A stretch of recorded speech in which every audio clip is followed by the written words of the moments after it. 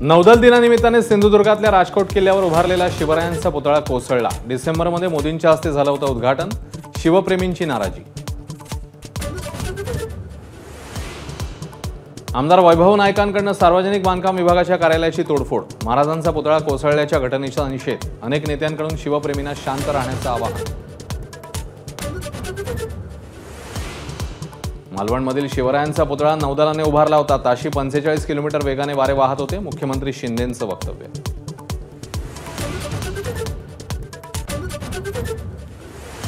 मुंबई गोवा महामार्गाचा कंत्राट घेऊन पळून जाणाऱ्या कंत्राटदारांवर सदोष मनुष्यवधाचा गुन्हा दाखल करा। पाहणी दौऱ्यादरम्यान मुख्यमंत्री शिंदेंचे निर्देश। बदलापूर प्रकरणात मुख्याध्यापिका वर्ग शिक्षिकेसह 2 सेविकांवर पॉक्सो दाखल करा। शिक्षण विभागाच्या शिफारशी। पोलिसांच्या हलगर्जीपणावरही बोट।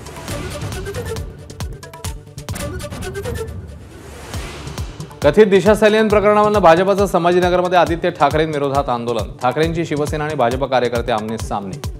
पोलिसांकडून दंगलीचे गुन्हे दाखल।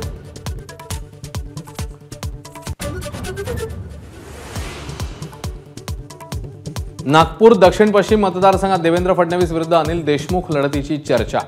मी निर्णय घेत नाही, पक्ष आदेश देतो। अनिल देशमुखांची प्रतिक्रिया। पुण्यामध्ये भाजप आणि अजित पवारांच्या राष्ट्रवादीतली धुसफूस पुन्हा चव्हाट्यावर। बॅनरवर शिंदे फडणवीसांचा फोटो नसल्यानं भाजपचा आक्षेप।